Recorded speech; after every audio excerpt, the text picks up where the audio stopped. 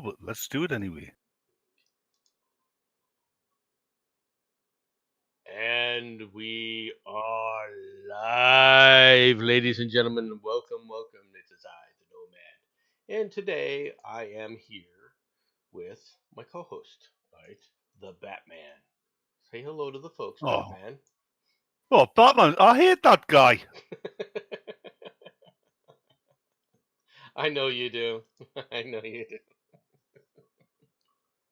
You just despise him to such a large degree. And today we have news. We have Yes, news I of the do. week, and we are going to go on to many little things that most people probably don't even care about. Some of which I'm sure is news that you may be aware of. Some of the news will be news that I'm sure you somehow missed in the aftermath of everything. Or you cleverly avoided. Or I cleverly Until avoided it. now. Yes. Until now. I must admit that the Batman has forced me to do a story that I wasn't going to do, but that's okay. It's okay. He has his methods, so. Yep, it's about the clotted cream crisis. It's about the what?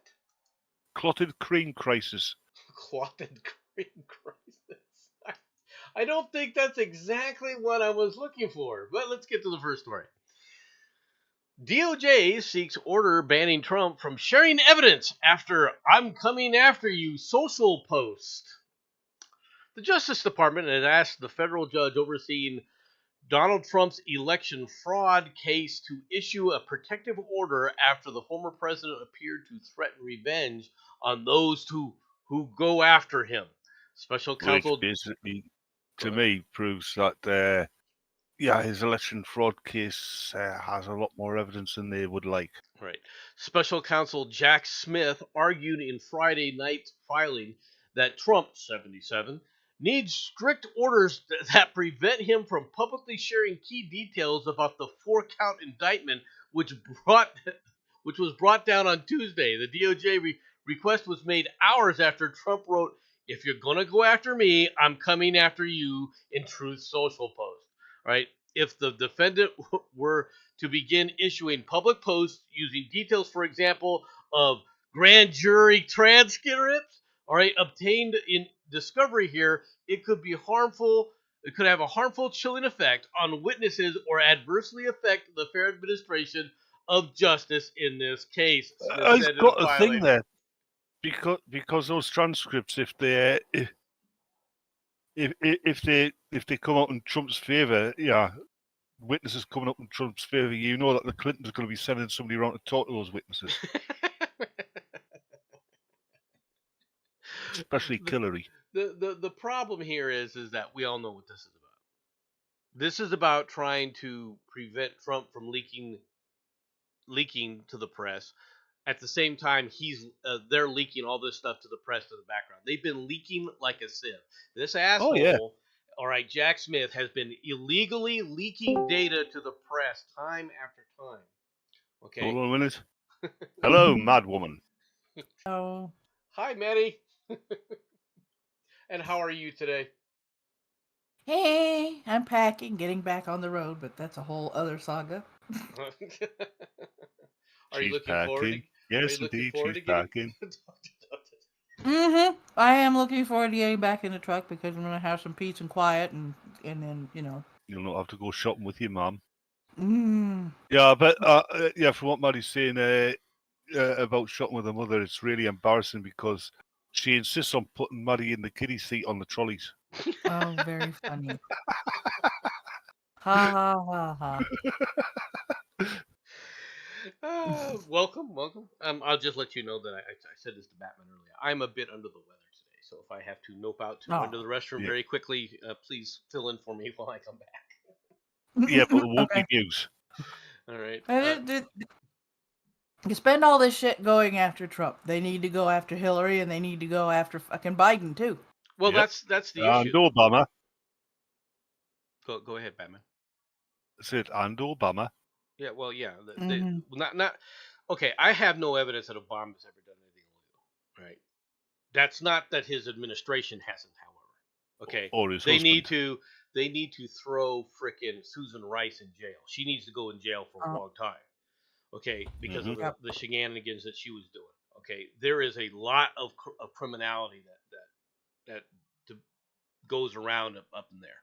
All right, and to come back after Trump is hardly all right the poster child of a martyr. Okay, for anybody who thinks that Trump is a martyr, but they're doing everything they can to turn him into one. Yep. All right, Literally. and Hmm. this council, I don't know where Jack Smith. All right, he's already been slammed several times previously for his shenanigans. Why he thinks he's going to be able to get away with this is because he is so lost in that little DC cocoon Yeah. bubble of theirs, right? That they don't realize how this is playing outside of there. And what's worse Yeah. is you're trying to claim that Trump was spreading these lies as the basis for your indictment, okay? But that very basis now is going to get called into question. And what Trump's lawyers can do, people think that they'll try and get this trial started and moving very quickly. It won't happen that way. And I'll tell you one of the reasons why.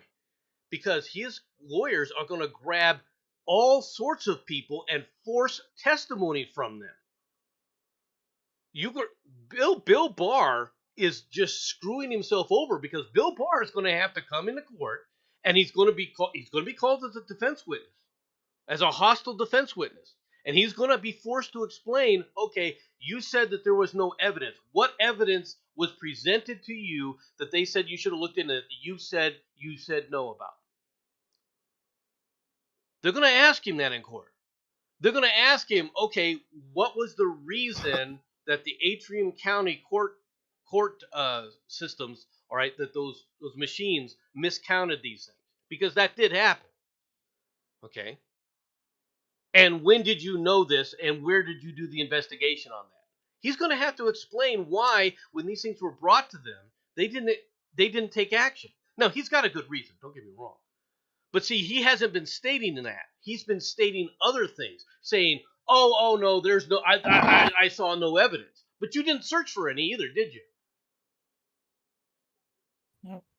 All right. Mhm. So Bill Barr is going to be discredited from what he's been saying because he's been parsing the truth, and this is what a lot of them have been doing. That's what politicians do as a matter of course. Well, politicians, yes, but that doesn't play as well in court, right? When you bring them in front of a jury and people are like, well, wait a minute here. Why didn't you sit up there and do this? Why didn't you look at these things? Didn't you have a reason to look at this? Isn't this a reason? What would it take then? They're going to be asking this question. What would it take for you to say, okay, we're looking into, malfeasance by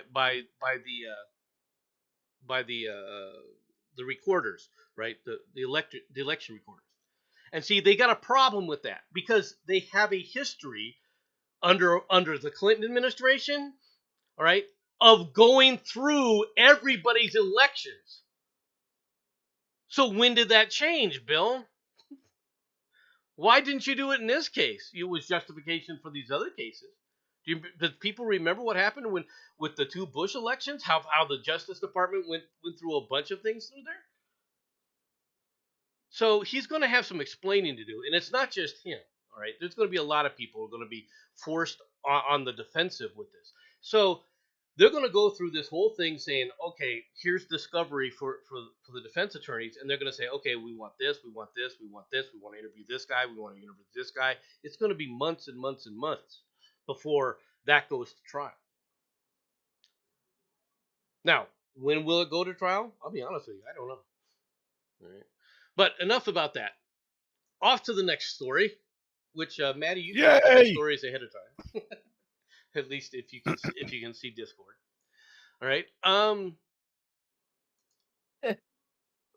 Russian opposition activist Navalny, all right, is sentenced to 19 more years in prison. I am not surprised. Yeah. A Russian court has convicted and sentenced opposition leader, I'm not going to butcher his name again, all right, to an additional 19 years in prison on extremism-related charges. In other words, he wasn't. in other words, extremism in Russia means you're not in the same party as Putin. Exactly. Well, he was in the same party until he was kicked out. Yeah, he was in the same party until he says, hold on, Vlad, I think that may be going a bit too far here. All right. In the Yeah. latest series of harsh prison terms meted out to political opponents of the Kremlin and its war in the Meted out. Ukraine. Meted out. I say meted. Meted, whatever. Tomato. Let's call the whole thing off. See what happens when I bring in a Brit, Maddie? Yeah. Hey. I'm not saying a word. No, Yeah, she's not yeah. saying a word, Nonads, because she's on my side. Why? Well, you know, it's the communist mantra. If you don't join us, we'll incarcerate you. Yeah. Well, That's because they're doing communism wrong. Right. The trial of Russian President Vladimir Putin's fiercest domestic critic unfolded behind closed doors and highly unusual circumstances. Really? Highly unusual? I thought this was like... I thought his fiercest domestic critic was his wife. Yeah, I mean... No, but they're saying that these circumstances are highly unusual. Aren't these normal circumstances for Russia? Yeah, I would say so. Right? Judges moved the courtroom from Moscow to inside his maximum security prison in Mlekhanov. Don't look at me. I just do the Spanish stuff. No. Where? All right, some 150 miles east of the capital, where Alexei, I'm going to call him Alexei, right, is being held. All right, he was serving a 9-year sentence on fraud and embezzlement charges. Okay. Yeah. Wait. Russia is a free country. Yeah, you have the freedom to do whatever Putin says you can. Do you love Herr Putin? Yes. Do you love Herr Putin? Yes. Do you love Herr Putin? Yes. Do you love Herr Putin? Well, not really. To jail with you.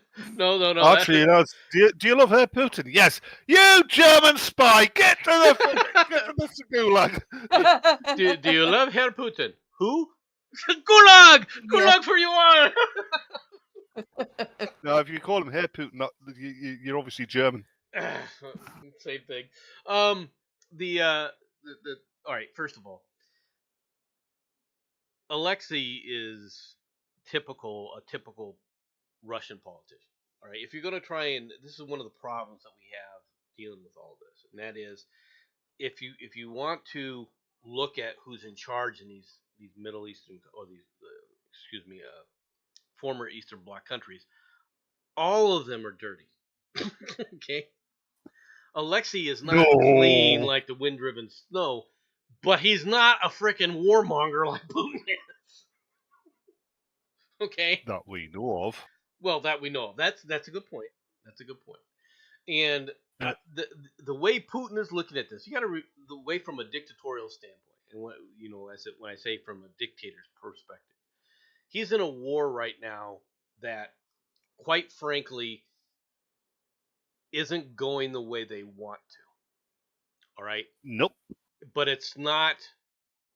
It's a war that he feels, right, and actually many people in Russia feel has to take place. Okay, so at this point in time, you have a person who is very popular with the press, very popular with the people of Russia, all right, and you have him incarcerated. That what they're doing is they're just adding 19 years onto his prison, so he doesn't get out while the war is going on. Yeah, that's the way I see it right now. Now that's I think with this war in the Ukraine, if Putin hadn't gone into it, he would have probably ended up getting replaced. Yes, that's definitely true. Okay, the problem, the issues with it's also the issues with Zelensky. Zelensky, everyone wants to say, yay Ukraine! Oh, he's a good guy. No, he's not really a good guy either. Okay. Yeah, Zelensky's just doing it to improve his GoFundMe funds. He's made quite a bit of money. All right, that's gone right into his pocket, including money that was meant for them to help the people. $400 Yeah. $400 million meant to help people during this last winter went straight into his and his little cabal's pocket, and nobody can account for it. One of the problems that the Ukrainians are having in pushing back the Russians is the fact that a lot of the Western equipment that's been sold, all right, or given to him to be used against the Russians found its way on the black market. And guess who's the biggest buyer of Western equipment right now? Russia. China. Okay. Oh, so, yes. China. All right. So you can see how this is not. It's a bad situation. People are still dying. People are dying in droves. They've had this quote unquote counteroffensive going on for what? A month and a half now? Did they kick it off in June, I believe? Middle of June is when they finally decided to actually kick off this long vaunted counteroffensive, right? Maybe latter part of June, right? A little over a month. And what have they to show for it? They were just going to sweep in and take the Crimea, is what they were thinking. They were just going to sweep in and retake Bakhmut and all these other areas. And instead, what they have is you have a war of attrition. Yep. That is continuing. And from what I hear, the Russian soldiers have a huge advantage over the Ukrainian soldiers. The Russian soldiers get food. Well, I don't know if the Ukrainians are that strapped for food, but I do know that the Ukrainians don't have the resources, right? And they don't have the training, and they don't have even with the training, they wouldn't still have the resources to fight with a Western style war against the Russians. It's unfortunate, but unless one of the first keys of any conflict we've ever gotten into, right, is seizure of the air. You have to seize air superiority. You have to take it. You have to hold it. But you don't have that. At least the Ukrainians don't. I mean, the Russians kind of do. So, are we ready to talk about the women's soccer? I'm going to speed through these pretty quickly. Oh, we ever ready to talk about the American women's soccer? Do we The only female sports is generally so uninteresting. This is the only way that get people to talk about it. Yeah. Does the women's soccer team care more about woke than winning? The FIFA's World Cup is in full swing, and its final is weeks away. But the two-time defending United States women's national team, all right, might not make it there. All right, the American women managed only one win in their 3 groups games and endured a draw against Portugal Tuesday. Right? And I bet somehow that's men's fault. Yeah, right. Poor baby, suck at soccer. That blue-haired freak couldn't be honest if she fucking tried. Right. Megan Rapinoe. I've got one more thing to say. Greta Thunberg, if you want to know what you're going to look like by the time you're 40, look at Megan. Anyway, Megan Rapinoe, all right, gets brutally honest about the U.S. women. Yeah, I'm sure she does. The United States women national team has not quite lived up to its lofty expectations so far in the 2023 FIFA Women's World Cup, but the team has done enough to advance in the knockout round of the tournament. Meanwhile, they can't beat a team of 12-year-old boys. Meanwhile, superstar Megan Rapinoe, all right, is happy to be advancing out of the stage, but she made it clear that how they played wasn't good enough. Okay. Superstar.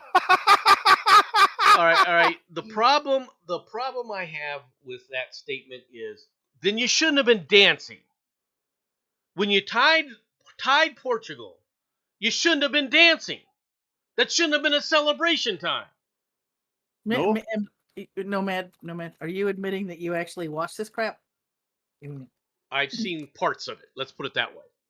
I'm not watching. Okay. I have not watched the full game. I've not sat down and watched games like I do. I do watch MLS soccer, so people know. All right. I've always been interested in MLS soccer. And I got into soccer when I was in the military. Football. football. It's soccer. You called it soccer. We use the same term No, you gave us. only the upper No. class people in the UK call it soccer. Which is an abbreviation for No, I'm Association saying that you Football. British told us it was soccer, so we're calling it soccer. No, only the upper class in the UK call it soccer. The only people who actually call it soccer worldwide are the Americans. And we're going to continue. Okay. I call it football, so Yeah, thank you, Maddie. I like you. Yeah, but she's an expatriate. Oh, screw you. I was born in Miami. It's not my fault I breed aqua and orange. It's a joke. Megan is just, I'm like, they celebrated the fact that now they get paid the same as men, which means they took a pay cut because that's how smart they are. Yeah. Stupid. We didn't do the math. We signed the new contract. Now we make as much as the guys do. It's a pay cut. What? You know? Yep. Oh, they were getting far more than the men. Well, in the United States, I don't know how the football contracts work across the world, but in the United States, the men's soccer team only got paid for the games they played. Yeah.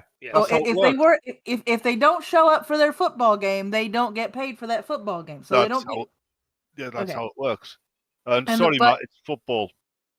Sorry, I keep going back and forth. Oh, Matt. In the women's soccer, in the women's football case, before they redid their, contract showing how stupid they were, they got paid regardless as to whether or not they had a game. Mm-hmm. They showed up for their game. So they were already getting paid more than the men, but no, they wanted to get paid the exact same. I think the peroxide has gone to their brains. Yes, they also wanted the same the same money for like winning the World Cup as the men, even though the male World Cup brings in billions more, literally billions more than the women's World Cup does. Mm-hmm. So basically, they would be beggaring the women's World Cup. Yeah. Yep. The problem the problem that as I see it is there's this push that they're trying to still push the lie that women and men are no different than each other biologically, and that they're just as skilled and they're just as good as they might men. be just as skilled, but they're not just as good. They're not as skilled.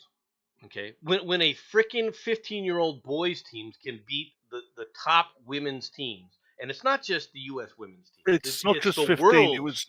It was under 15. Right. Well, 15 and under. That means a lot of them were like 12. Well, boys. And they're physically fitter than the women's national team. Well, fitness is a separate issue, but they're physically superior. All right, as far as being able to be stronger, faster, that kind of stuff.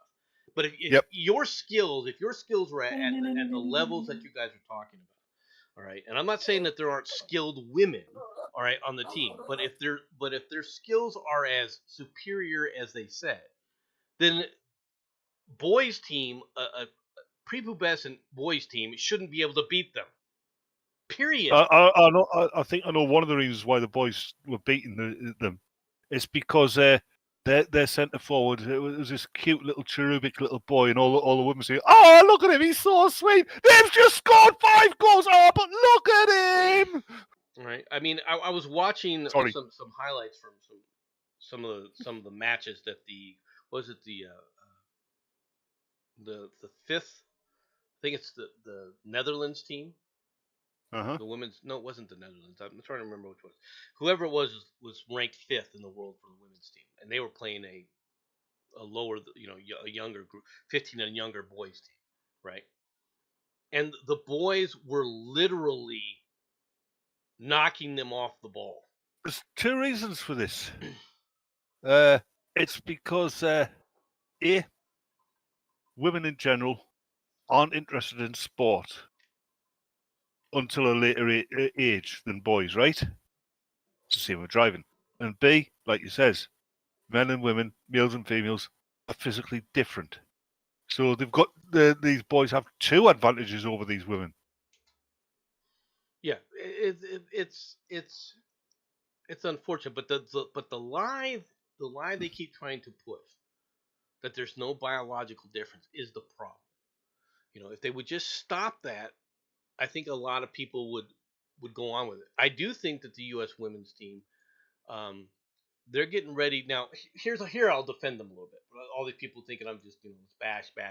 Here's the story I'll defend them with. Okay.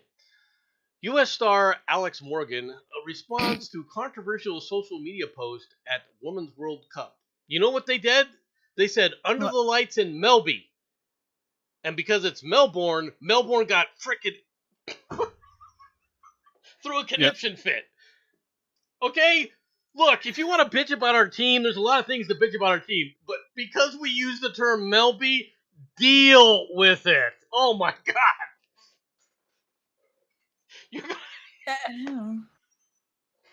People are gonna get pissed off at all sorts of shit. This is kind of stupid, though. No, our wonderful city has never ever been called Melby, seethed one Twitter user. Many neutral supporters now may well be on Sweden's bandwagon as a result, and you only have yourself to blame. Well, no, let's be fair here. Nobody likes their hometown being named in a derogatory way, and that could seem derogatory to a lot of people. How is that derogatory? Or at least disrespectful. Some people could see it as disrespectful because she was too lazy to spell out the rest of the letters. Yeah. An American shortening things, really. All English speakers shorten things. Well, I mean, to me, if I was to shorten something, it's because the people that live there already have a shorter version of the city name. Like, you know, you go to Atlanta and people call it the ATL. Yeah. Right. People call Los Angeles, LA. So they shortened it. So if somebody else were to come from out of town or out of the country and go, we're going to LA or the ATL, no big deal. But to me, if nobody in Melbourne shortens Melbourne to Melby, and here comes this idiot too lazy to spell out Melbourne, I could see how they would be angry. Calling Melbourne Melby should lead to immediate prison time. Okay, that's extreme. Yeah. At least, I would say the worst that should happen is, repost it with the full fucking name. It's Melbourne, or worst case scenario, and I mean worst case scenario, call it Melbs, but never Melby. I'm sorry. Best way. It sounds like but it sounds like Barney the dinosaur's fucking sidekick. Right? It does. It's like, to me, it's like if the activists in the football world want to actually, prove once and for all that, whether or not they're your sex, I'm talking about the female activists, then why don't they look at one of the male football teams and go, why don't we have an exhibition match, adult team to adult team? And when the men stomp the women... Hold on. You've got a problem here already, Maddie. Adult team to adult team. You're on about the US male team side against the US female side. There's your problem. The US female side aren't adults. Neither are the men. Let's be perfectly frank here. But they did have that happen with in England. They took on the women. U.S. Women's International team took on the men's. What was it? Wellborn. It was just a few months ago. Yeah, they were basically retired football players and people, young amateurs. And they got absolutely thrashed. They got stomped 12-1. But it wasn't that blue-haired freak who was captaining the team at the time, so they didn't get. Because she would have lost her nut, wouldn't she? She's not captaining. She would have been accusing them. She would have been accusing people of cheating and God knows what. Yeah, well, she wasn't. She's not captaining the team now. She's not even playing really. Megan has barely gotten on the field. Right? Because she's not good enough. But the reality is she's not. She's too old. She's too ugly as well. Because she's the face of them is the only reason she's on that team, because people know the name. Yeah, that's another reason to dislike them.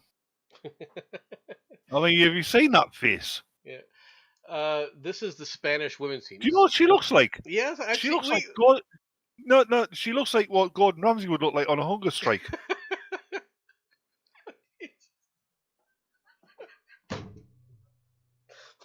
think I've broken him, Maddie. How's that way? Spain How's thrashed. that way?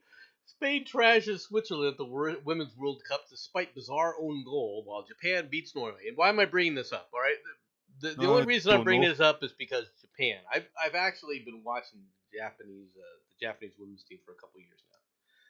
And yes, it's because Nomad fetishizes Asian women. No, it's not. That is not the case. You were trying to see if there was any cat girls in. If I was looking for cat girls, it would have been for Jensen. Okay? Yeah, that's what I just said. I said so you capture them for Jensen. All right, there we go. There's a cat girl. anyway, the Japanese women's team I can appreciate because they are so patriotic. Okay, and I really they are a team that loves to play and loves the fact that they're the Japanese women's team and they have a lot of pride and they bring it every single time. And they just advanced. They just advanced to whoever wins against Sweden and the U.S. They will play them. And I'll be honest with you, if that happens, I'm rooting for Japan. The only thing that about the Japanese side that you've got to worry about is every time the other side scores a goal, they've got to change goalie because the last goalie's had to commit seppuku. That's not the issue. The issue is a bit of good news. If the other team scores, they got to worry that they don't call it Godzilla as a replacement. No, it's Goyura or Mothra. Mothra would be interesting. Anyway, now for the story that I was dragged into putting on here because I didn't care. It's good news. Leah Thomas banned from competing against women as swimming cracks down on transgender athletes. Dun, dun, dun, dun, dun, dun. I wonder how long it's going to be before Leah Thomas decides, oh, well, I'm not actually transgender, seems you can no longer compete. Okay, so basically he's banned from international competition. Yeah. Is that correct? Mm-hmm. Yeah. Well, according to that, just against swimming against women. Yes. Right, but it's only international, right? Mm-hmm. Now, let's be perfectly frank. If you've taken a look at this, followed that story at all, this is a guy competing against women, right? Yeah. He's not because really he's not really even trying to transition from everything that I could tell. No, he's not. He's only doing it because he's crap against competing against men. Yes, he's not worthy of being on the in the same pool with most of the guys that were out there. I'm not saying that his attitude of I want to swim. Well, fine, okay, but guess what? If you want to swim, swim. Are you going to be as good as the men? No. Right? The world's doesn't make everybody physically equal. And you don't then say, well, I can't compete with them. Let me go compete against the girls. All right? Yeah. Or the women, where I have so much more muscle mass and my body shape, all right, which is already given me an advantage, all right, gives me that much more of an advantage, right, over women. Yeah. Plus, the fact that you've got a lot more mass anyway to force through the water, which means you can shove more water out the way than a woman can. Well, I mean, it's not only that; it's the fact that whether or not he did this because he couldn't compete with the men aside, okay, he was only thinking about himself because.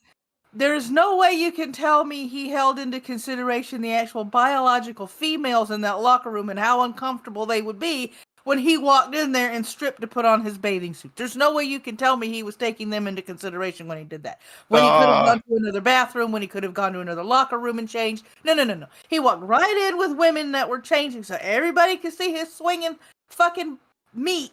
And just go, well, since I'm trans now, so, well, all the women are going, what the hell is he doing in here? I hate to be the one to be crude, but I think he did take into consideration the women in that locker room, and he was looking forward to it. And I bet that wood wasn't swinging. Hmm. Yeah, it was sticking out in front of him. I think he's obviously trying to take advantage of the situation for sure. Because Yeah. he's apparently he's a transgender lesbian. Oh God, he's a walking embodiment of the 1980s pickup line. Got it. Yeah. Okay.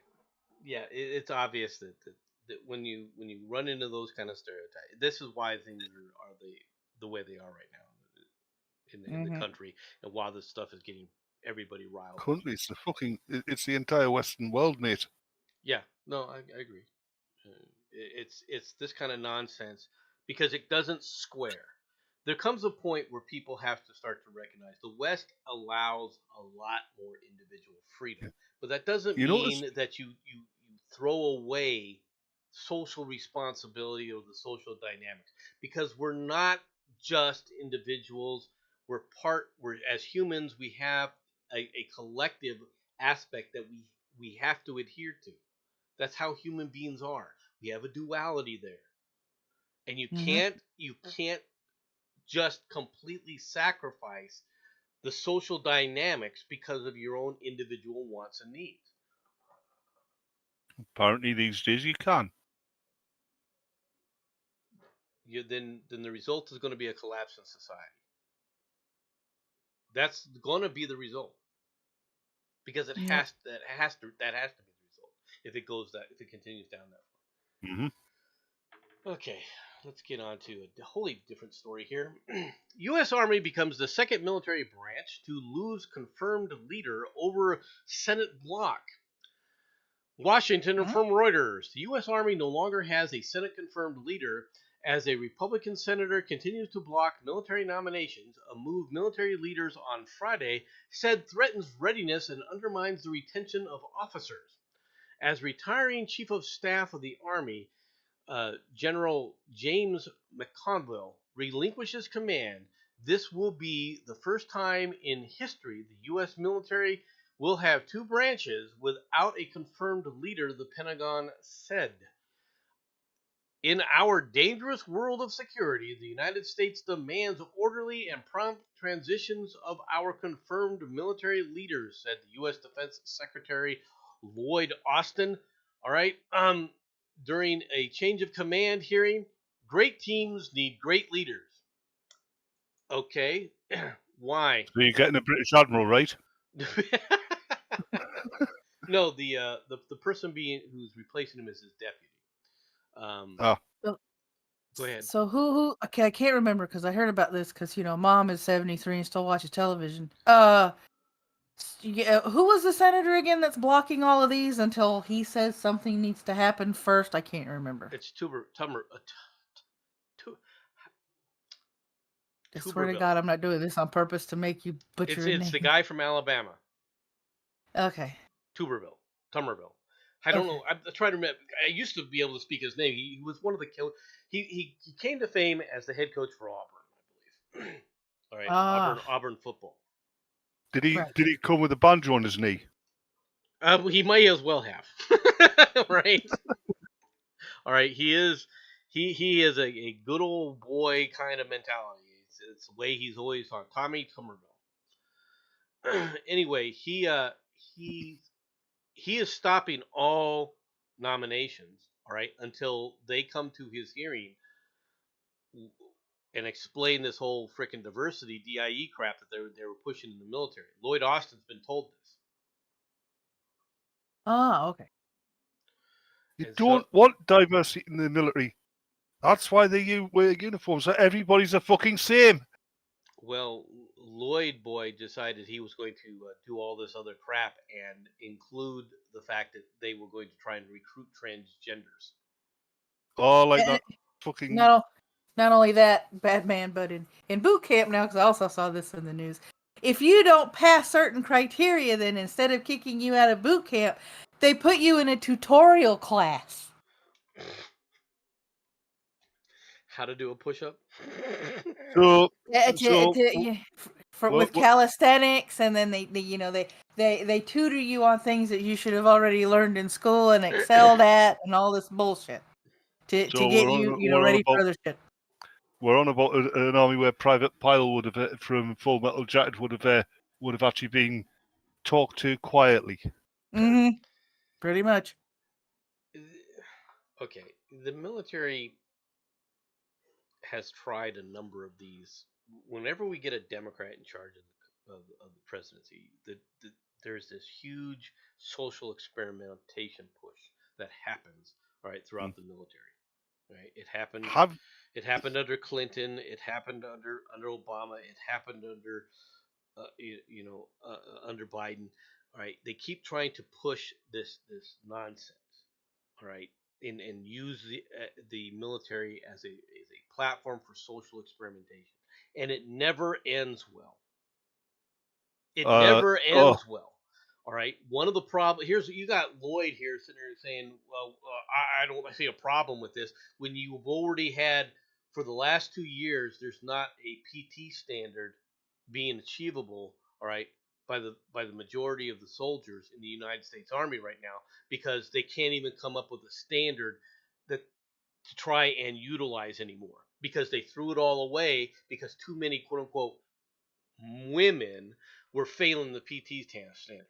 And then, of course, when you run into the problem of adding transgenders, okay, well, since you have a different scoring system for men and women in numbers of push-ups and numbers of sit-ups, how then do you score a transgender? Do you need a third one for transgenders? Okay. I saw. Hold on.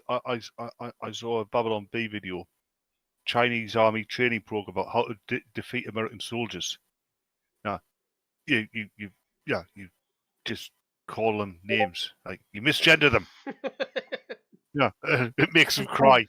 I DM'd you the link. I found the article and I DM'd you the link. Yeah, it's getting fucking ridiculous. It's stupid. I remember when I was still doing the news and stuff, I set up a debate because this was when the whole thing was going on about, I think it was Trump trying to get transsexuals out of the military. Okay. And so I had 2 people on one side that were not transsexuals and 2 people on, I had, two were pro, 2 were con.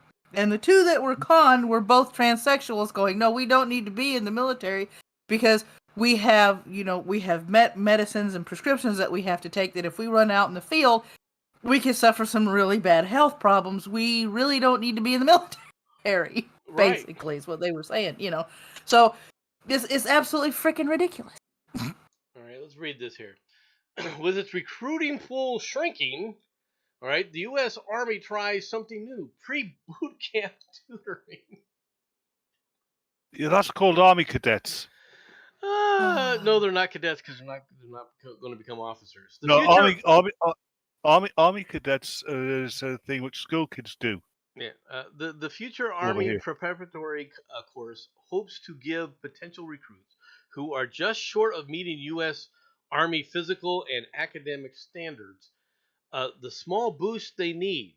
Its recruiting year ends in September, and it's thousands of enlistees short of its goals, despite sign-up bonuses up to $50,000 and unheard of incentives like allowing recruits to pick where they're first stationed. Wow! Oh my lord! Yeah. I dropped something in general. I think you should share with the viewing public. Good friggin' God. Yeah, if you can't pass the basic minimums, then they will tutor you to pass the basic minimums. Yeah. Just to get $50,000 sign-in bonus? Oh God! Yeah. Holy smokes! Yeah. Oh my God! What the hell is wrong with you people? Everything. I mean, Klinger was a parody once over. Yeah. Sean, when my mom was trying to get me to go into the military, I was in the room waiting for the doctor that gave out the physicals and stuff to come in the room. When she turned the corner and I saw this woman was a 50-year-old Cuban woman, I knew I was fucking doomed. Not because I was Cuban and she wasn't going to let me in, but because I had not had a single bronchitis attack in over 6 months. She put that stethoscope on my chest and she said, breathe in, Breathe out. Oh, you have bronchitis. 4F. And I'm like, huh? She goes, you didn't know you had bronchitis? So I hadn't had a bronchitis attack in over 6 months. What are you doing here if you have bronchitis? Well, let's just say I got a recruiter in trouble, and we'll leave it at that. Okay, that opens a whole new can of worms. Now, Yeah, when I was when I went in, right, I decided, okay, I want to go in the military. I went to the recruiter's office, and the first thing I did is I went to the Air Force, and They told you that they haven't got planes big enough to lift you up. No, well, back then I was a bit more svelte. Okay, A bit more svelte. I walked in and I said, okay, what kind of jobs can you do? And they showed me these jobs, and I was like, you know what, this is which one can you guarantee me? They said, well, we can't do that. I said, okay, look, I'll leave. So I went from there to the Marines, right? And they same thing scenario, right? Then I went into the Army, and I said, okay, you guys, I'm told you guys can guarantee a job as far as what jobs you want, right? And they said, well, yeah, basically as long as your scores are there and looking at your scores from the ASVAB, you should be fine. So I was like, okay. I said, so how soon can I get in? And they said, well, it doesn't work that way. I was like, well, what even if I just want to go in the infantry? Now, if I was willing to go in the infantry, what difference would it have made me being in any of the other jobs? Because I really was at that point. That just shows you how stupid I was when I was younger. Yeah. Right? Don't tell me they didn't let you in the Marines because you didn't like eating crayons. Oh no, the Marines really wanted me. The Marine recruiters actually chased me all through high school. It was really interesting. They really wanted me. I've just got this image of Nomad being chased through the halls of his high school by Arlie Ermy now. It's come back here. It was quite interesting. But the Marines, I constantly got visits from the Marines. But so what they do is they send you to a MEP station where they take a look at your scores, and they say, okay, here's what you're qualified for, and then they ask you, okay, what do you want, right? So I went to the MEP station, and I'm there, and they said, okay, we'll show you this, right? So they showed me a little movie clip, right, of a guy running field wire, right, for the Signal Corps, and I was like, yeah, I am not running frickin' field wire. So I told the guy no. Now the guy at the MEP station's mad at me. And I mean, he was, what do you mean you know? This is what you want. I said, I didn't see a radio there. I saw a guy running around with field wire and a phone. I'm not doing that.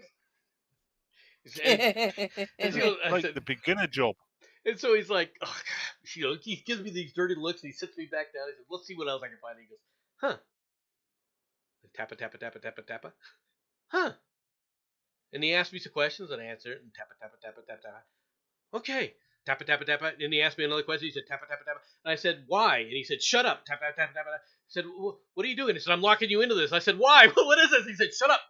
Tappa, tappa, tappa. And then he literally grabbed the computer monitor, right? And was like, yes, I got you. You're going to love this job. He takes me in, shows me a little video clip. All that video clip did was showed me a truck there with a huge log periodic antenna on it.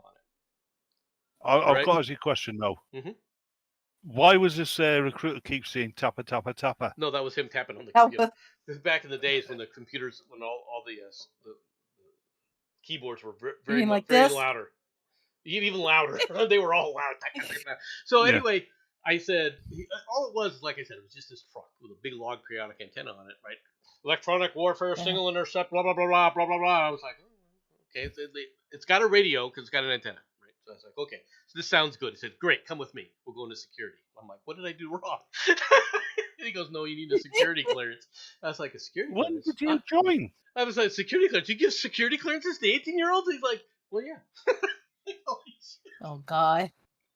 That started my career in the military. When did you join? I joined in 83. Yeah. See, I got the recruiter in trouble because the lady asked me, she goes, why are you here? I said, well, and I explained to her that my bronchitis can actually be, taken care of if I can ease myself into, physical exercise, start off with jogging and all this stuff. She goes, and what'd you tell the recruiter? I said, well, because the recruiter wanted to work with me. He said, well, we'll go out running every morning. She goes, yeah. And I told him, I said, well, I have bronchitis, so we're going to have to start out slow. And she said, what'd the recruiter say? You didn't say that. You didn't tell me that. I didn't hear you telling me that. And she goes, oh, really? Would you like to talk to the Army liaison and tell him what the recruiter said? And all of a sudden I went, oh, shit, I got somebody in trouble. Mhm. Yeah, you can't do that. But Mr. Barkley, no, it wasn't hammer and chisel. I promise I wasn't throwing discs for anyway. No, Matt. It was board against wood. No, I got it. The tap was the chisel because they were trying to talk him into being in the Carrier Pigeon Corps. You mean carrier pterodactyl corps? Well, pigeons. You got to upgrade. It was the division that also worked right next to the Hawk Corps that's also to disturb the enemy communications. Anyway, Yeah, back when MC was young, they had this thing called instead of Microsoft Word, it was Microsoft Charcoal. All right, let's get on to this next.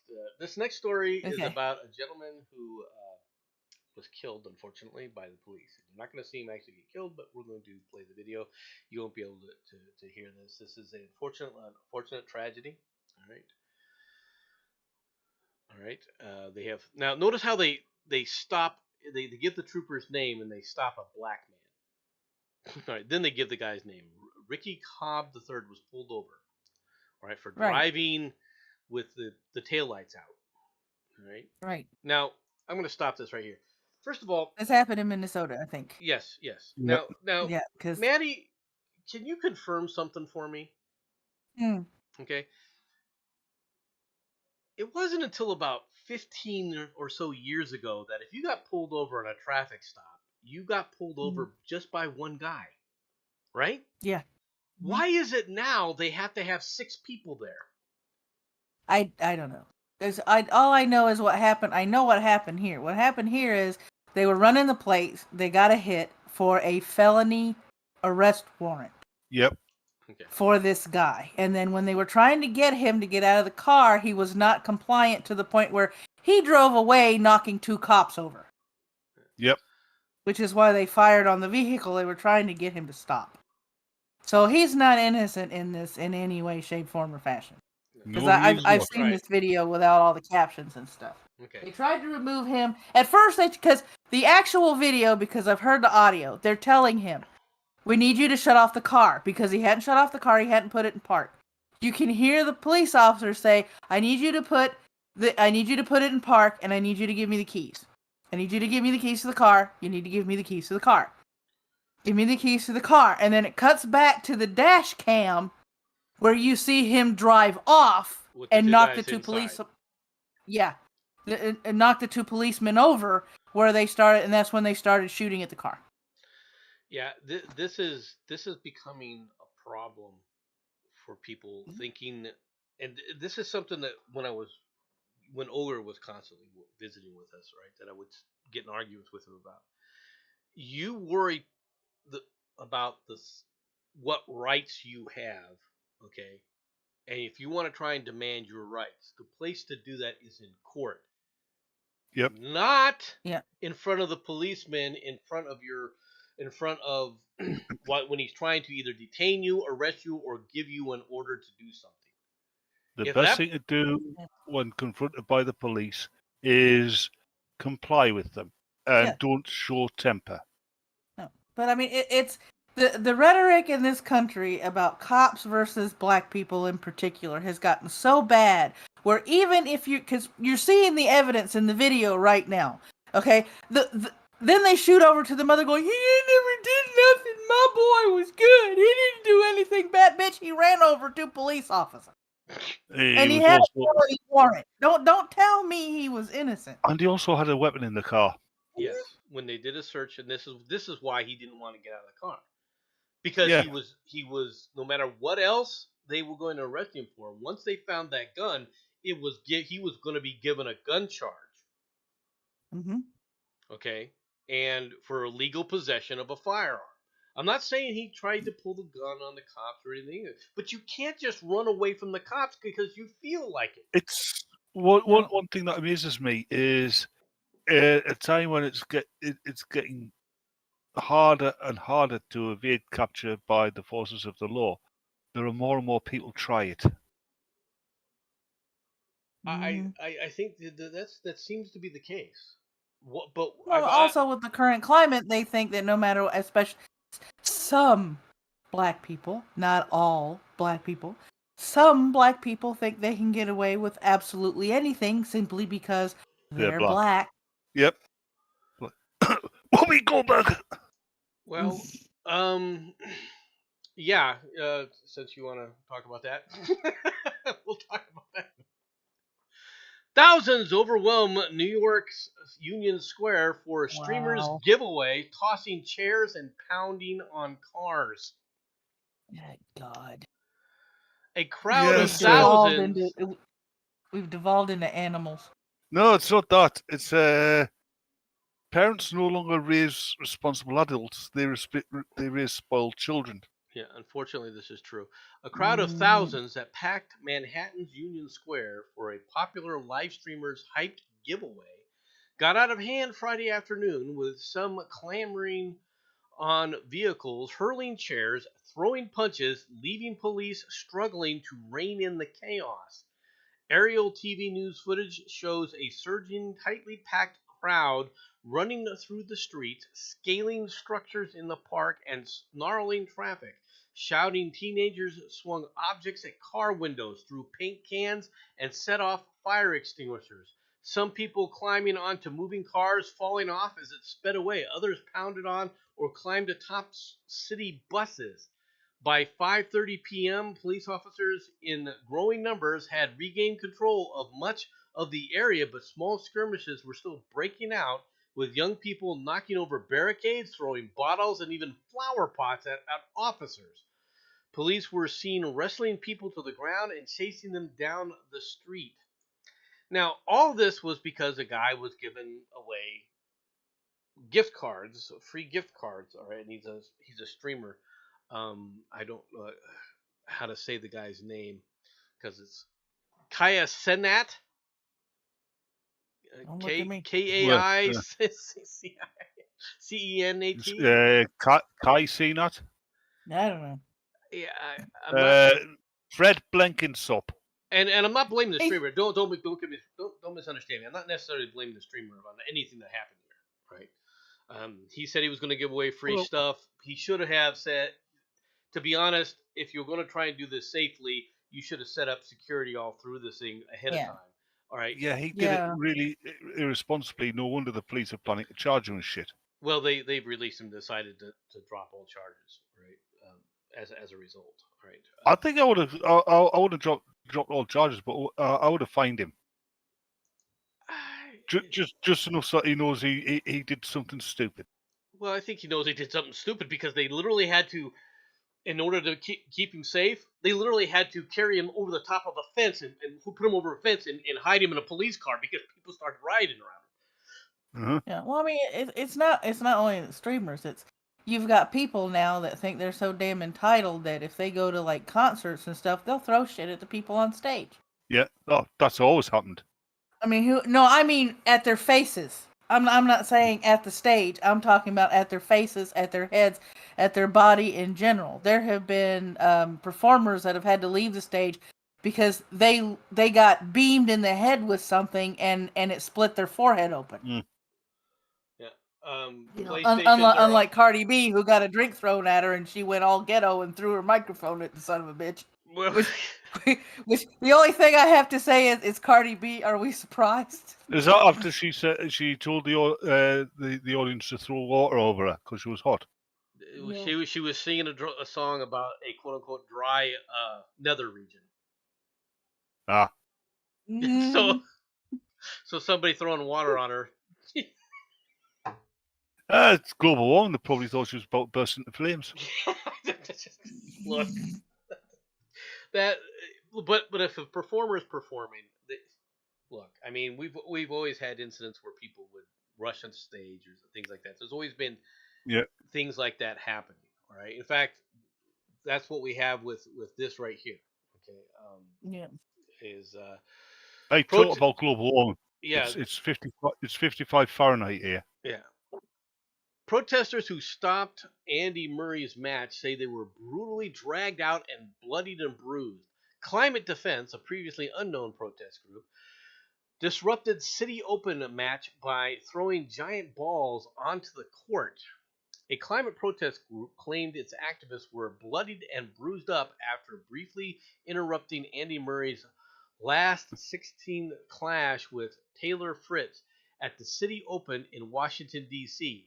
Action was delayed in the first set on Friday night's match when 3 jumbo tennis balls were tossed onto the court in the event's main stadium. Fritz later said that he found the whole thing annoying. Climate Defense, which describes itself as a brand new youth-led group, all right, which tells you that it's an activist group on some college campus that's being led by professors, all right, using a direct action to resist fossil fuels, immediately claimed responsibility for the disruption. In a post on X, formerly known as Twitter, all right, the campaign group claimed that its members were injured as they attempted to disrupt the event. I think they should have been beaten senseless. You're lucky that that's all you got, bloodied and bruised, because people have gotten tired of this nonsense. Yes, they have. Mm-hmm. Okay. I'm waiting for just stop while I'm waiting for it's going to happen. They're going to try the slow march, and somebody's just going to barrel through them in the car. It's only a matter. Well, no, it's people going to start targeting them. Yep. And that's really what's going to start happening. People are being encouraged, whether people understand this or not. When you sit up there and turn a blind eye to these kinds of protests, what you're doing is you're basically saying that the rule of law doesn't apply, so it's okay to engage in vigilantism. Okay, That's what you've done. That's why. That's what these protesters are doing. They're engaging in a type of vigilante style harassment,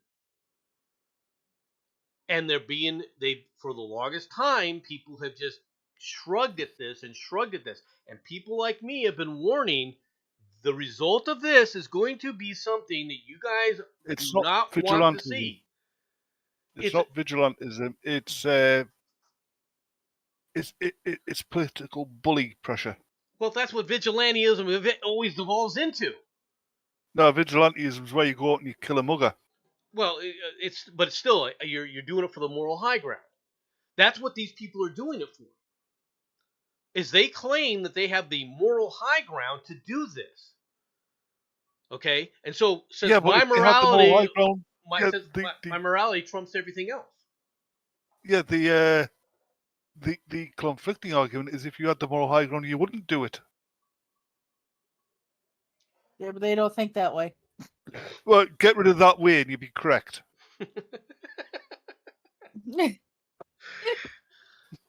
But they're entitled, they're bored, they want to be special, so they do all this bullshit. And ever since, let's face it, since 2017, 28, the appearance of BLM and Antifa, when they started realizing that, hey, the cops don't do anything to people that do stuff and do stuff like that, so let's do stuff like that too, because we won't get in trouble. And they're like, okay, we'll go do this because we know we won't get arrested for it because, we're on the left and they only arrest people that are on the right because that's all they see on the TV. Yeah, unfortunately, they don't realize that. They're going to get their fucking heads kicked in now. Mm-hmm. It's going to result in a large-scale vigilante movement in the country, in the United States. I guarantee you at some point what you're going to start It's going to happen now. It's already starting to happen that way in the UK. And I wouldn't doubt that it already started here. It just hasn't hit the news cycle yet because you when you have people that you for every one person that does something absolutely absurd in the name of whatever cause they're quote unquote protesting for, when we know it's a riot, it's not a damn protest. Mm-hmm. Let's title it what it is. Call a spade a spade. There's going to be a group of people that are going, I'm getting sick and tired of the fact that the police aren't doing anything about this. And the next time that, they show up and they're in the same place as these stupid activists, they're just going to walk up to them and go, hi, bam, right in the damn face and walk away. I like how the German police handle them. They glue themselves to the road, so the German police just rip their hands up. Mm-hmm. Yeah. Leave the skin there. They're going to have a lot of brutality going on. It's going to get worse. Mhm. Oh yeah. And in the United States, what you're going to see when it really kicks off, Manny, though, is you're going to see actual targeting of two groups. You're going to see Well, an actual targeting of judges, and you're going to see active targeting of reporters, reporting stations and everything, and it's going to become easier. And the reason I'm saying that is not that going after a judge is going to become easier, but going after reporters is going to become easier because the outlets are becoming fewer and fewer with fewer and fewer people, so the targets on them are going to become bigger and we're bigger already and seeing bigger. that happen. Yep. Right. Well, but you haven't. I'm talking about where people are actually taken out and just killed. All right, and Yeah. I'm talking in mass, where a mass thing happens. That's what my biggest terror is, quite frankly. Mm-hmm. All right, Mhm. is that going on? And I mean, this is just another. Believe it or not, this is another example.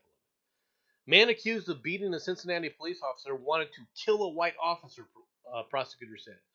The man accused of beating a Cincinnati police officer at Sawyer Point, who police investigators determined want to kill a white officer, is now facing additional charges to include attempted murder, according to the Hamilton County prosecutor Melissa Powers. Brandon Claiborne, 34, was initially charged with aggravated robbery and felonious assault after a police officer said he beat Officer Terry McGuffey with his own baton, all right, and tried to gouge out the officer's eyes and struck him several times with a taser on July 23rd. Jesus. That Accor- guy needs to be locked up for life. According to the Hamilton County grand jury indictment returned Wednesday, Claiborne will now face 2 aggravated robbery charges, 2 felonious assault charges, and an attempted murder charge. The vicious attack was nothing short of an attempted murder of a white police officer, right? Or excuse me, a police officer, right? Situations like this are the direct result of growing anti-police movement that is dehumanizing law enforcement. Now, okay, but I got a comment about that. It might be dehumanizing law enforcement, but you guys kind of did that to yourselves when you put yourselves behind squad cars and off of the local beat. With all due respect.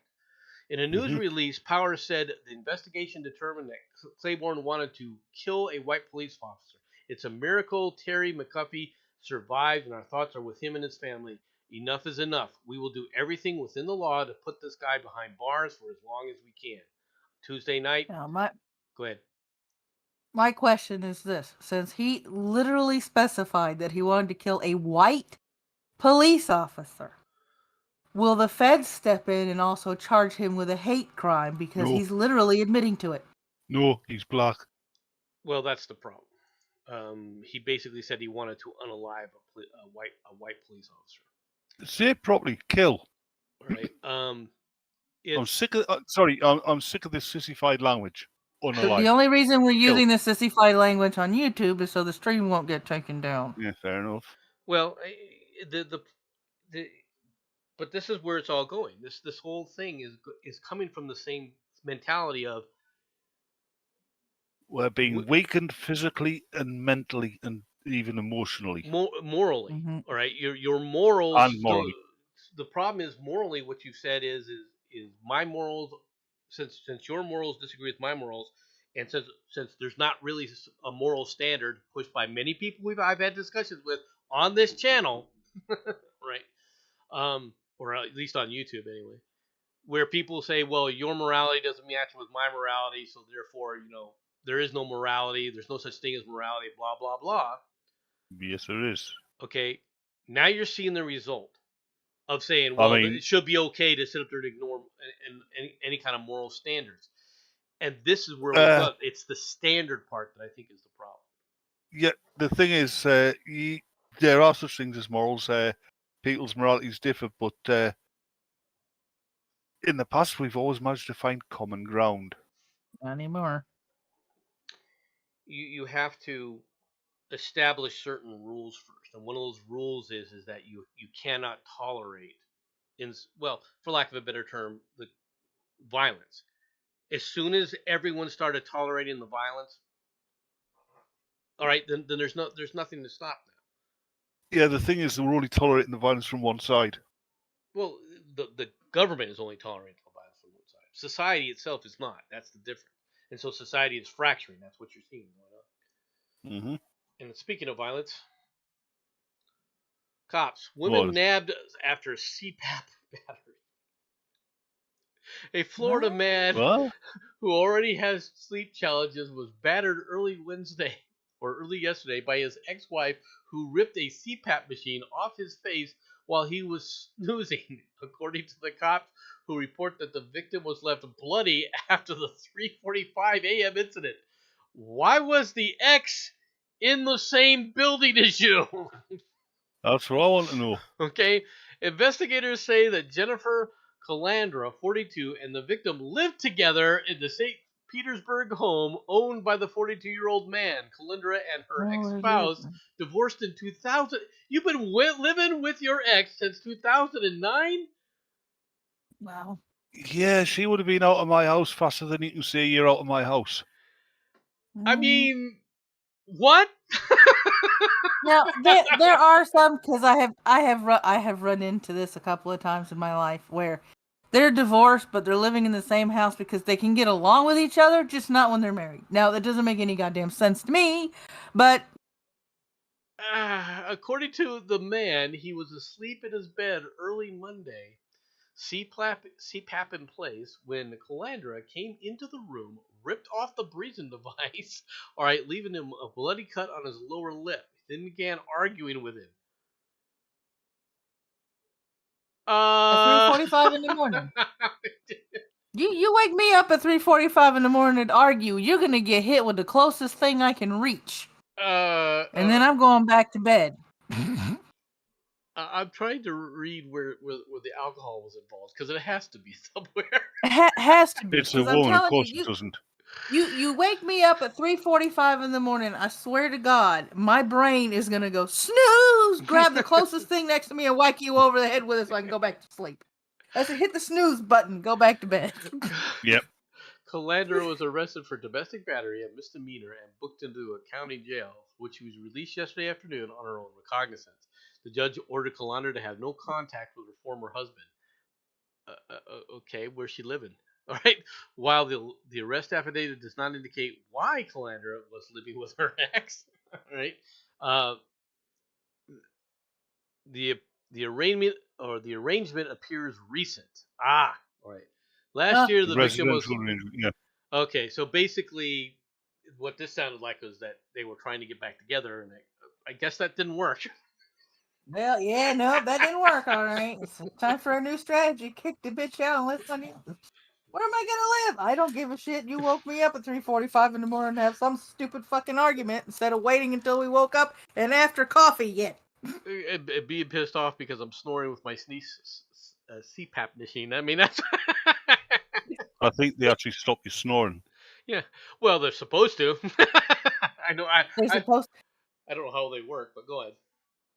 Okay, my whole thing is, okay, if the CPAP machine was, if she still heard him making some noises enough to wake her up and go into the room and snatch the CPAP, it's called earplugs.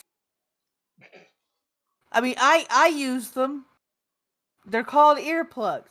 Now, I'm not saying Ronan snores on a regular basis. Ronan is not a snorer. The only time he snores is when he's completely freaking exhausted and he drops dead asleep, and then he snores. So when that happens, I put in earplugs so I can sleep, because that means he needed his sleep because he pushed himself too hard, and I'm not going to keep nudging him for him to roll over. For a minute there, I thought you were going to say the only time Ronan snores is when he goes to bed. Yeah.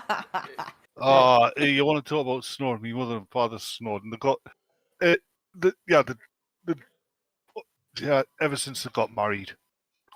Obviously, one of the old-fashioned types of marriages where they live together till they die, right? Mm. But they got to the point where my dad would snore breathing in, and my mother would be snoring breathing out. It was in perfect fucking sync. Wow, that's funny. Not when you try to sleep, it isn't. No, I know. Once again, earplugs, they work wonders. Yeah, the pillows do too. Ask my wife. Anyway, because they wouldn't. Hold on, they wouldn't believe me, right? Mm-hmm. Oh, I don't snore. No, I don't snore. Because like with it being in sync, they never woke each other up. So I got a tape recorder for Christmas in 1976, and I stuck into their bedroom one night when they were going at it, when they were cutting logs together. When they were going at it, holy shit! I'm sure they were angry about you interrupting them. No, because I spent half an hour recording them. Then I stuck out. You said going at it, so I'm like, fuck, you interrupted your parents in the middle of something. No, going at it, cutting logs together. Okay. Yeah, I realised my mistake as soon as I said it, right? But, she was going to expound on it. Yeah. But that was a proof I needed. Yeah, recording of them snoring. Right. And what did it gain you? Yeah, that's what I'm curious about. Well, it gained me being grounded for a week because my dad read me the riot act for invading their privacy. So in other words, it didn't solve anything. Nope. Okay.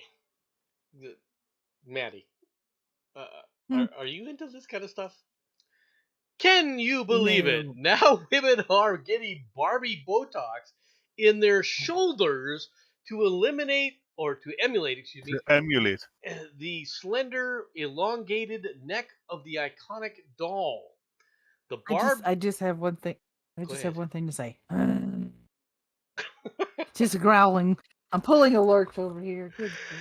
The Barbie movie is fueling a TikTok craze of women getting Botox injected into their necks in a bid to appear more like the iconic plastic doll.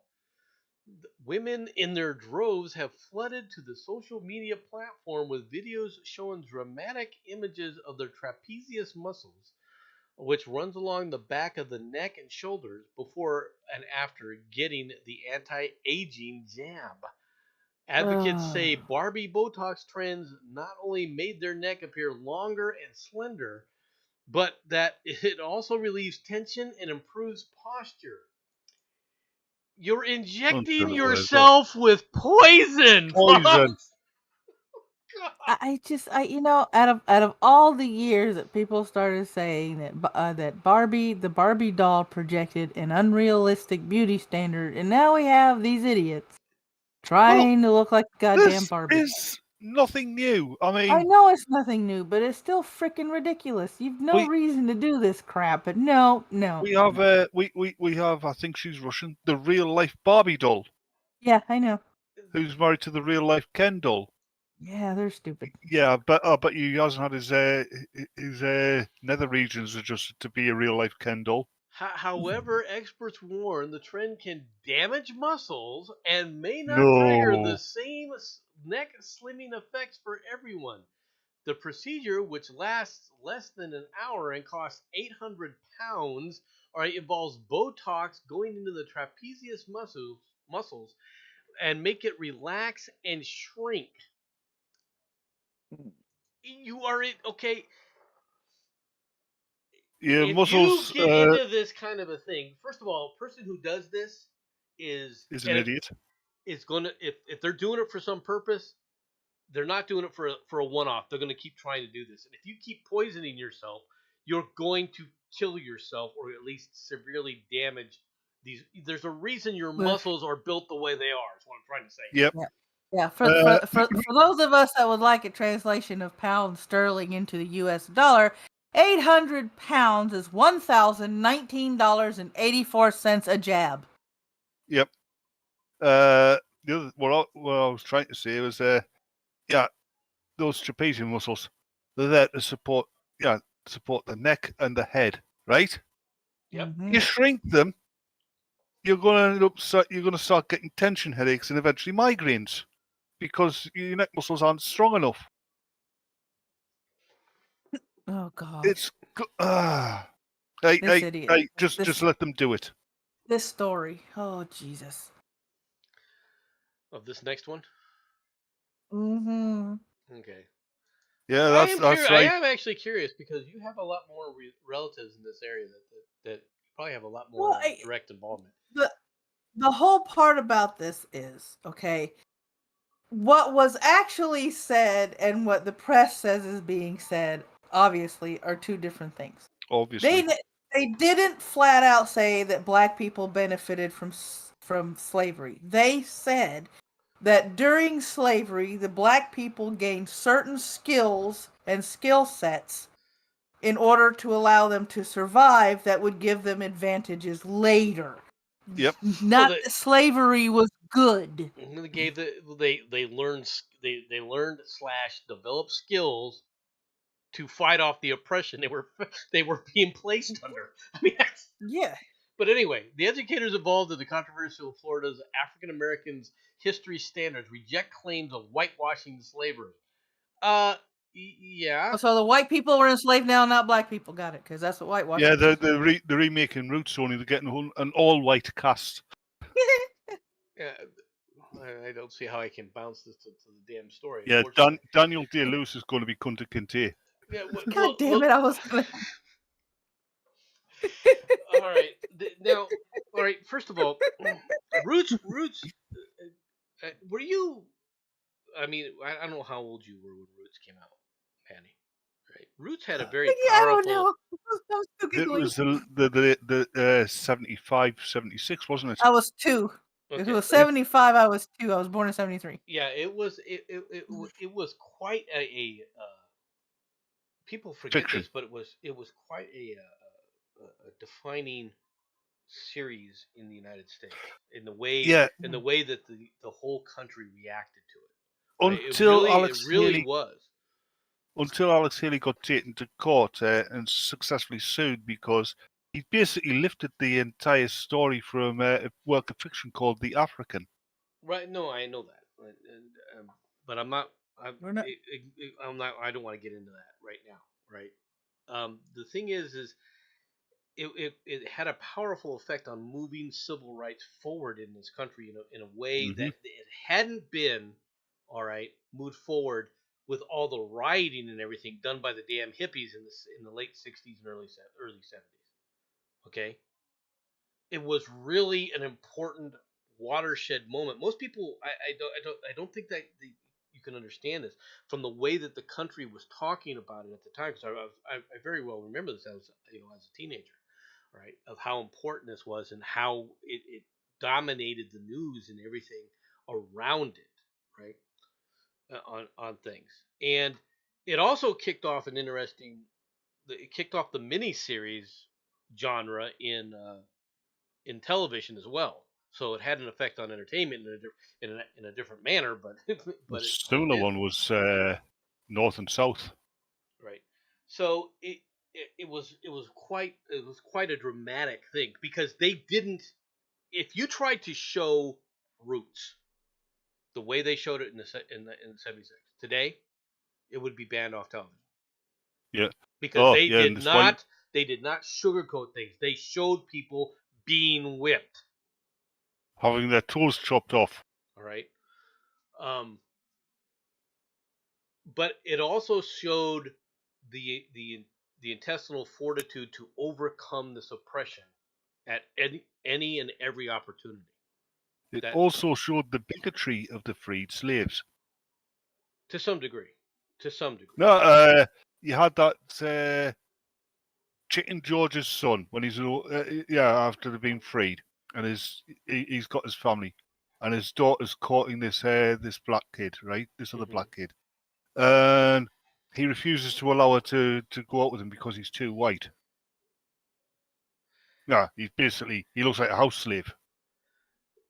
Yeah, he did have that thing, but that was a very minor part of this. And if we want to know about another whitewashing joke, we're going to have Benedict Cumberbatch as Chicken George.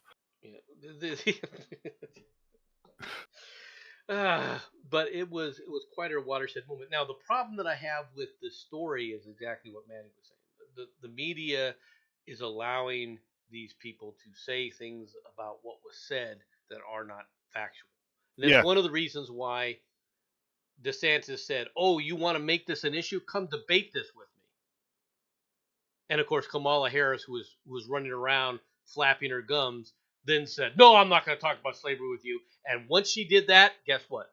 This everything just started dying down because nobody wants to challenge it.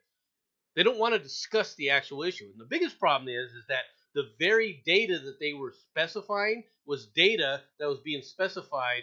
All right, also in the CRT curriculum that had been proposed.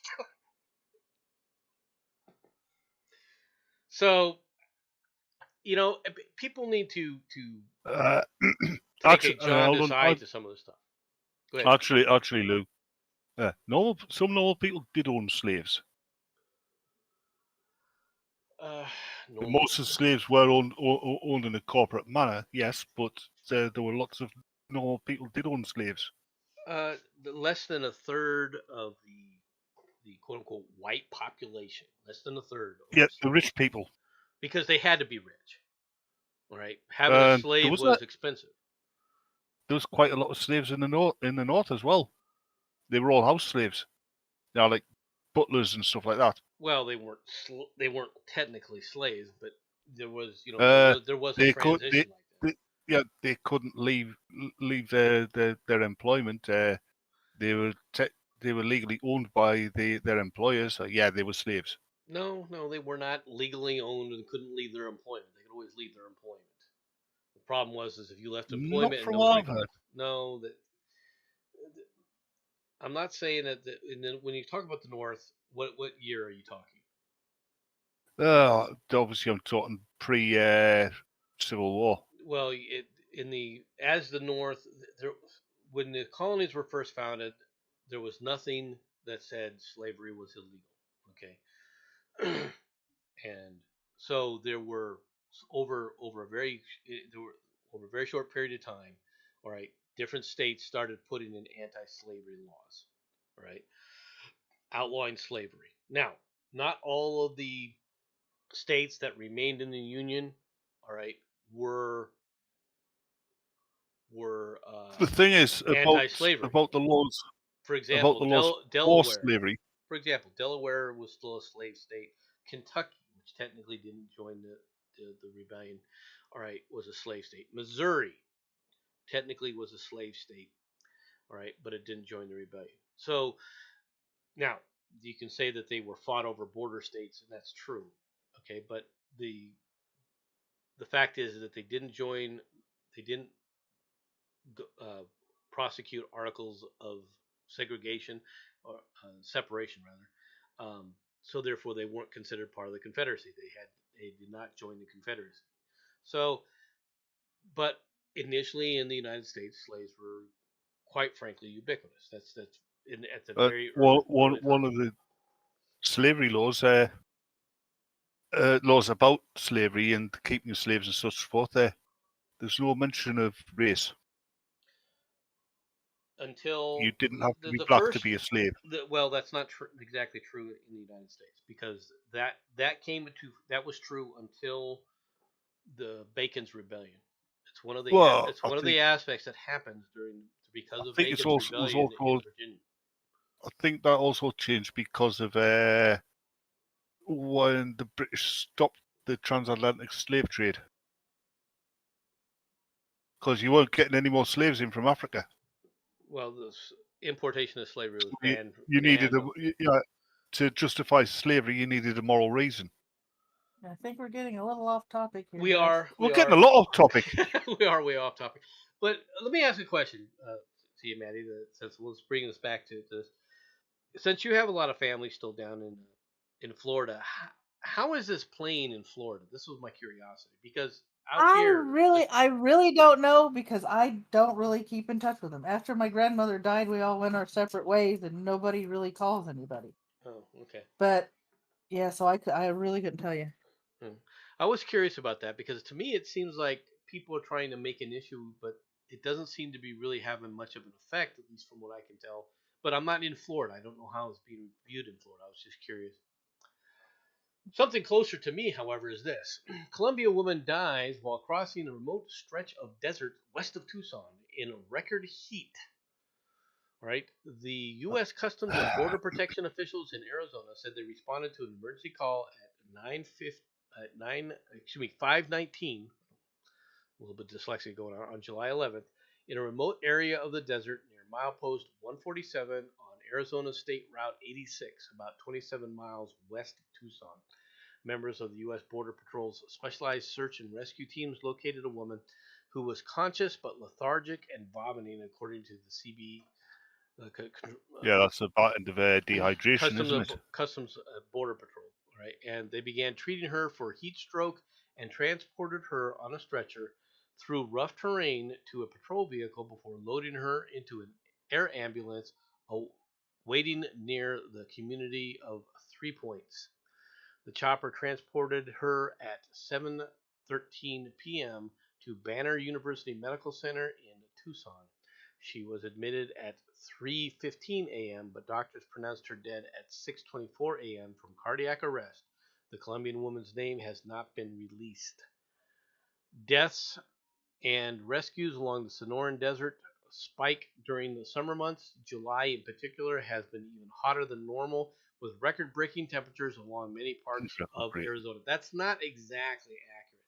The length of the temperatures has been high. The number of days, okay, of high temperatures, but the actual highest temperatures are not being really broken. All right, so it's a bit of a misnomer. Now, in the Tucson area, we haven't seen that. All right. Yes, it's been hot. All right, but we have not seen a record-breaking number of days over 110 degrees like Phoenix has. Okay, so I just want you to understand this: that in the Tucson area, it's a bit, the weather patterns are quite a bit different than they are in Phoenix. All right, that's not saying that there's no weather here. I will say this: we are in a very short slash, for lack of a better term, drought.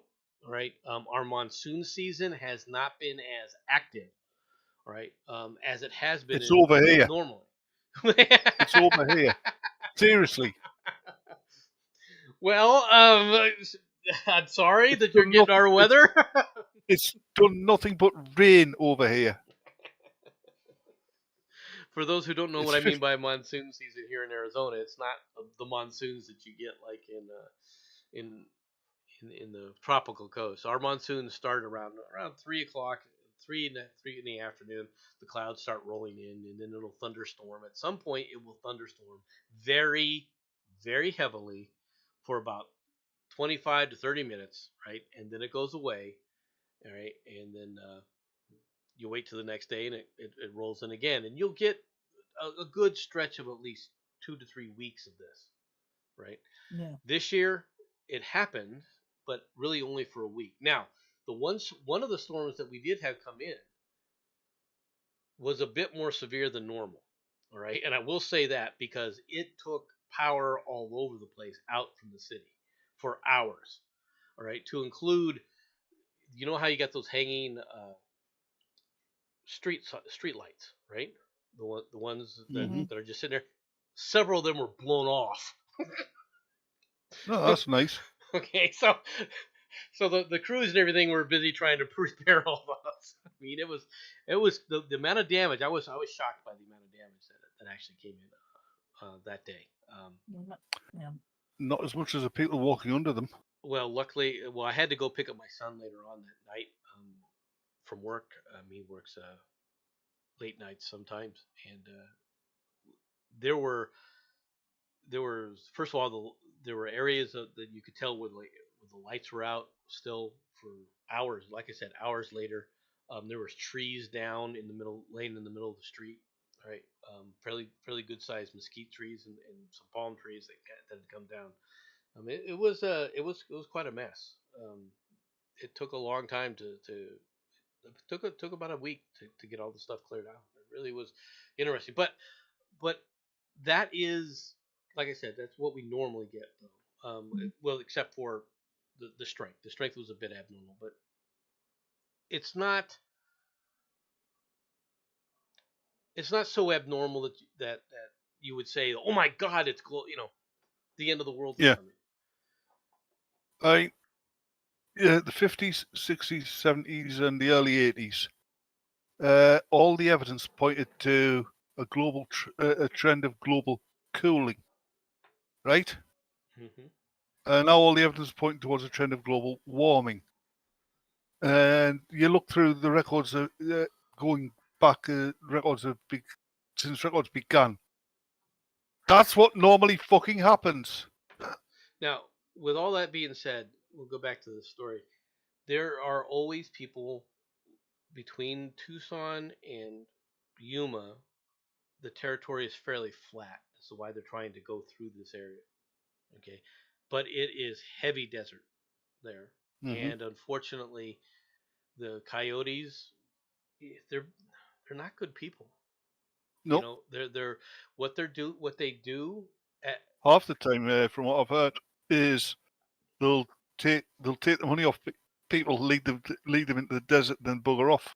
yeah, they do that. They're also involved heavily in trafficking, right? I mean, Yep. it's really sad that the people don't understand how bad it is out here during these time frames because, and you know, I realize that people, you know, they've given their money, and normally it's their life savings to try and come to America, the land of milk and honey, right? Only to be left out in the desert in the heat. And if you are out in that desert and you don't have cover during the day, You're dead. you're lucky if you survive.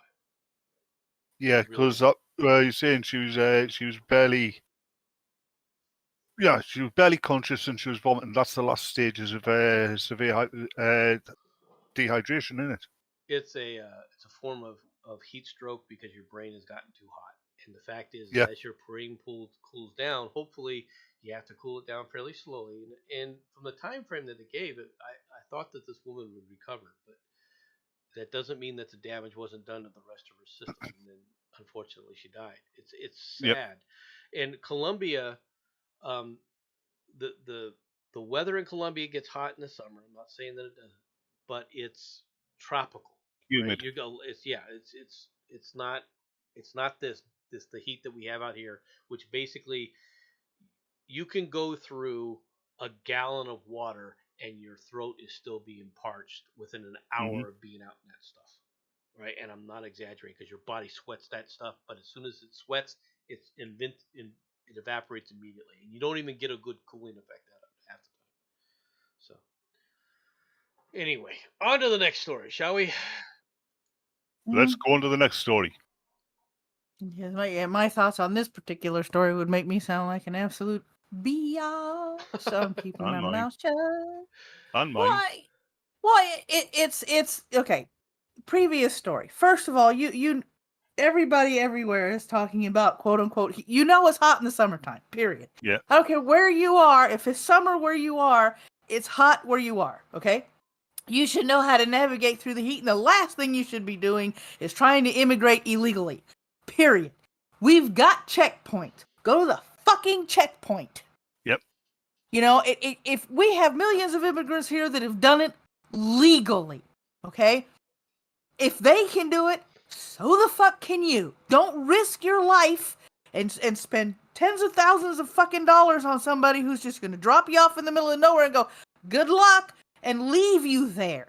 Do it the legal way and your ass won't die. I'm done. All right. We ready to go on Rocket Raccoon here? Yes, let's go on to Rocket Raccoon. Raccoon crashes through press box ceiling at a Utah soccer game. I am Groot. Next, guys? A Major League Soccer game in Utah was postponed due to rain, but members of the media still managed to catch some action when a raccoon fell through the ceiling and into the press box. I can imagine all the screaming and frantic clawing, and that was just from the raccoon.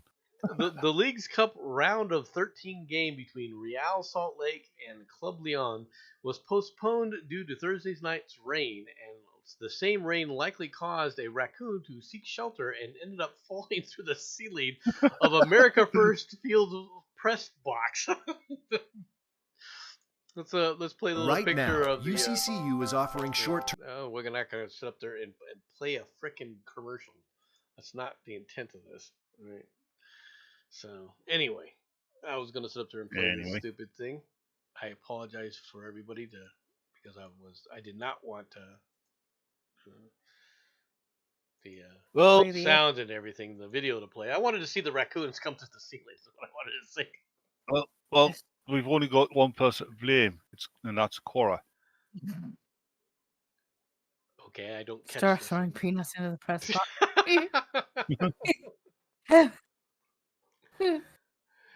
He's probably like, "Ooh, okay, I'm dry up here. Oh, wait a minute." And then he lands on the desk. Hey, you guys got snacks? Yeah, that's probably true. What I want to know is, There's a raccoon. Yeah. Here's the raccoon here. Here we go. he's obviously looking for his pistols. He found the freaking. Their press box He found the popcorn. has the popcorn machine. What the hell is this? Where the And hell he are went- the guys? You figures the press would get free popcorn, wouldn't it?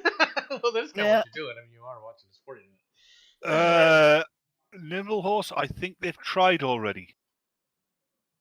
Oh my god. Well, that monkey apparently needed to go on a shopping spree. Yeah.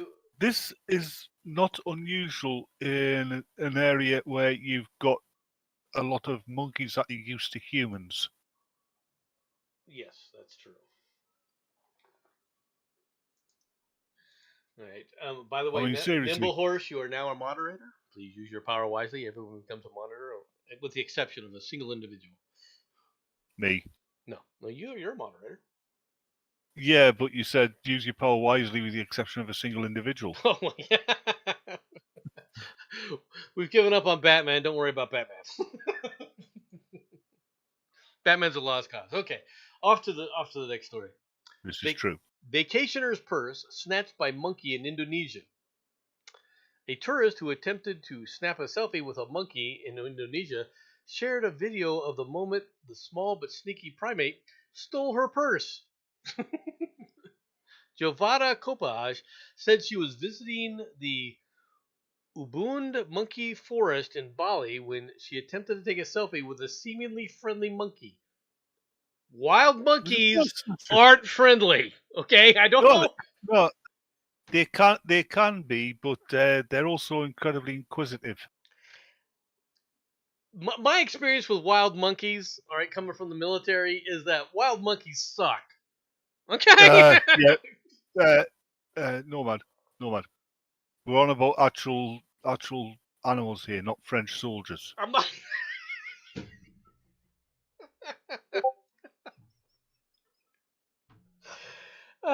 Anyway. I could have been a lot worse. I held myself back. Yeah. Video recorded by Kopaj's sister shows the monkey reaching out and taking the purse out of Kopaj's hands. Kopaj initially tries to take the purse back and takes a step back when the animal aggressively shows its teeth. She eventually quickly grabbed the purse, pulled it free of the monkey's grasp. Let's take a look at this, shall we? Hold on. Before you do, it's a monkey. It's small. It shows its teeth. You show it your fist. I don't know. I mean, monkeys are very quick. I don't think showing your fist is going to help a lot. Yeah, you show it your fist at a high rate of knots. Yeah, I can see why she got a little intimidated. Get back, hands. Yeah. Give me that back. No. Now I want it's not just a purse anymore. She threw her own purse. This poor woman. You know people were laughing. Yeah. You know people were just laughing their asses. Yeah, it's just like when you walk past the monkey cage and it throws its poop at you. People laugh. Yeah. I did. Yeah, try being out in the forest like that when they start throwing things at you. Lou, in India, they actually put out traps to catch and kill the monkeys because in Indian cities there were some pigeons. Well, some of the areas in India, aren't they sacred animals that can't be touched? I don't know about that. No, generally in India they're considered pests. Yeah, I think though in some of the shrine areas they're considered like holy creatures from them, and they allow them to do whatever they want. Are you sure you're on about the monkeys and not the monks? I'm talking about the monks. Okay, anyway, that was the last story. Unless somebody else has something else that they care to bring up. Is there anything you care to bring up there, Batman?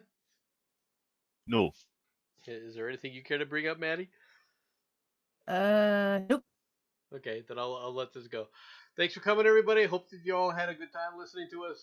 Have a good day, and I'll talk to you later. Bye-bye, everyone.